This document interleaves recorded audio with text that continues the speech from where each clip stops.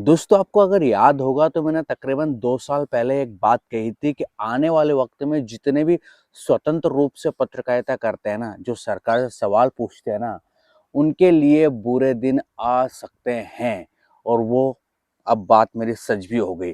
खबरें ये निकल कर सामने आ रही है कि जो नेशनल दस्तक का फ़ेसबुक पेज है उसको हमारे देश में बैन कर दिया गया है। यानी कि आप इंडिया में उसको नहीं देख पाओगे। कुछ इस तरह की खबरें सुबह से निकल के आ रही है। और ऐसे नहीं है कि नेशनल दस्तक के साथ ही ऐसा हुआ है। पॉलिटिक्स का आपने नाम सुना होगा, उसका भी फ़ेसबुक पेज अब आपको इंडिया में देखने को नहीं मिलेगा, उस पर भी बैन लगा दिया गया है, उसको बंद कर दिया गया है। कांग्रेस भी सवाल खड़े कर रही है, तो आखिरकार सरकार ऐसा क्यों कर रही है? नेशनल दस्तक वाले तो कह रहे हैं कि कोई खास वजह हमें नहीं बताई गई, सडनली पता चला कि हमारा तो फेसबुक पेज ही इंडिया में बैन हो चुका है। आखिरकार किसी लोकतंत्र वाले देश में अगर आप मीडिया के साथ इस तरह का बर्ताव करते हो ना, तो एक चीज़ तो क्लियर है कि जब विपक्ष की और मीडिया की आवाज़ दबाने की आप कोशिश कर रहे हो, तो इसका मतलब ये है कि आप सही ट्रैक पर नहीं हो। कहीं न कहीं आपसे जो सवाल करते हैं, जो आपके लिए कहीं न कहीं क्वेश्चन खड़े करके जनता के सामने रखते हैं, जनता को सच्चाई दिखाते हैं, क्या स्थिति हो रही है। अगर उन लोगों से किसी लोकतांत्रिक देश को तकलीफ़ होने लगे ना, तो फिर मान के चलिए कि वो लोकतांत्रिक देश किस कंडीशन में होगा। तो हो सकता है कि हम छोटे-मोटे लोगों पर भी एक्शन हो जाए। वैसे कई बार मुझे ऐसा लगता है कि जितने भी बड़े और आपको स्वतंत्र रूप से यूट्यूबर दिखते हैं ना, चाहे वो रवीश कुमार हो गए, चाहे वो पुण्य प्रसून वाजपेयी हो गए, चाहे वो नवीन कुमार हो गए, चाहे आरपा खानम हो गए, चाहे साक्षी जोशी हो गई, बहुत सारे हैं, न्यूज़ लॉन्ड्री वाले हो गए। हो सकता है कि आने वाले वक्त में इनके ऊपर भी कोई एक्शन लिया जाए, इनके या तो फेसबुक पेज, यूट्यूब चैनल, जैसे कि 4 पीएम के बारे में भी ऐसे खबरें निकल कर सामने आई कि उनका यूट्यूब चैनल भी कहीं न कहीं बंद हो चुका है। तो मैं ना पॉलिटिक्स जो वर्तमान की पॉलिटिक्स है ना, उसको देखकर ऐसा लगता है कि अगर आप जैसे अभी एक और मामला हुआ है कि एक यूट्यूबर है, उनके ऊपर नितिन गडकरी साहब ने 50 करोड़ का मुकदमा किया है। उन्होंने कारवान मैगज़ीन का हवाला देते हुए एक रिपोर्ट चलाई थी जिसमें बीफ का मामला बताया गया था कि गडकरी साहब की कंपनी से लिंक है। ऐसा कुछ मुकेश मोहन करके यूट्यूबर है, तो उनके ऊपर केस हुआ है और वो लिख भी रहे हैं कि मेरे फ़ोन जब्त कर लिए गए हैं। यार क्या होता जा रहा है आप सोचिए। आप मुझे बताइए, हो सकता है कि हमारे यूट्यूब चैनल भी वैसे हम तो बहुत छोटे हैं, हमें कहाँ व्यूज़ आते हैं, हमारी जो है फ़िक्र रहेगी। लेकिन हाँ, जो बड़े-बड़े हैं, हो सकता है कि आने वाले वक़्त में ध्रुव राठी का भी फ़ेसबुक पेज या यूट्यूब चैनल देश में बैन कर दे। होने में कुछ भी हो सकता है भाई। जब एक्शन लेने के मूड में कोई रहे ना, तब फिर वो ये नहीं देखते हैं कि किसका क्या होगा, क्या मतलब पब्लिक भले ही आवाज़ उठाए, विपक्ष भले ही कुछ कहे, लेकिन वर्तमान की सरकार पर कोई फ़र्क नहीं पड़ता, मैं तो ये मानता हूँ। हो सकता है कि आने वाले इलेक्शन में ये सब चीज़ें पब्लिक को समझ आएँ और पब्लिक अपने हिसाब से देखे कि क्या करना है, क्या नहीं करना है। लेकिन आपको इस विषय पर क्या कहना है, मुझे बताइएगा। अब दूसरी खबर ये है कि हमारा रुपया जो मैंने साल भर पहले कहा था तकरीबन कि 95 के आसपास हो जाएगा, जो मेरे रेगुलर दर्शक है वो अगर मुझे देखते होंगे तो मैंने ये बात कही थी। बताइएगा अगर किसी ने अगर मेरा ये वीडियो देखा हो, तो मैंने कहा था 95 के आसपास जा सकता है और वो दिन आ गया है। यानी कि पता नहीं क्यों मैंने ये देखा है, मैंने ज़िंदगी में मेरे वीडियोज़ में जितनी भी बातें बोली ना, मैं कोई एक्सपर्ट तो हूँ नहीं, मैं कोई बड़ा जानकार नहीं हूँ। बस एक हल्का-फुल्का अनुमान लगाते हुए मैं ये कह देता हूँ और वो बात सच हो जाती है, ये मैं खुद आश्चर्यचकित हो जाता हूँ कि यार कैसे मेरी बात बिल्कुल करेक्ट हुई। और आज डॉलर 95 के पार हो गया भाई। कल परसों हम 94-94 की बात कर रहे थे, आज 95 पार हो गया है।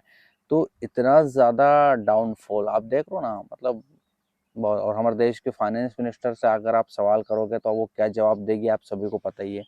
लेकिन भारतीय इतिहास में इतना हमारी करेंसी पतली नहीं हुई जो वर्तमान में हो चुकी है। अब नफ़ा नुकसान नहीं दिखता, नुकसान पहले मोदी जी जब देश के प्रधानमंत्री नहीं थे, वो गुजरात के सीएम थे, तब नुकसान गिनाया करते थे कि अगर करेंसी हमारे देश की कमज़ोर हो रही है तो उसके क्या-क्या नुकसान है, क्या-क्या तकलीफ़ें आएगी। लेकिन अब वो कोई पत्रकार, अब पत्रकार है ही कहाँ, कोई ऐसे सब इंटरव्यू किस तरह के इंटरव्यू होते हैं आप सभी को पता है। काश कोई पत्रकार ये पूछे कि मोदी जी ये आपके सारे स्टेटमेंट दिखाएँ मोदी जी के कि ये आपकी स्टेटमेंट है।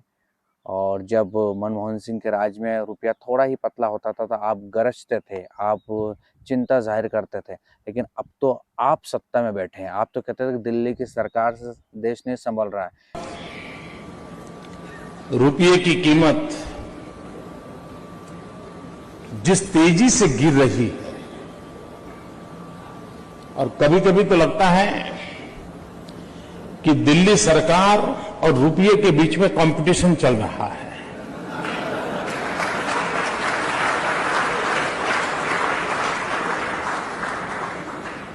किसकी आबरू तेजी से गिरती चली जा रही है, कौन आगे जाएगा, इसकी कंपटीशन चल रही है। मोदी जी अब बताइए आपका क्या इस पे कहना है?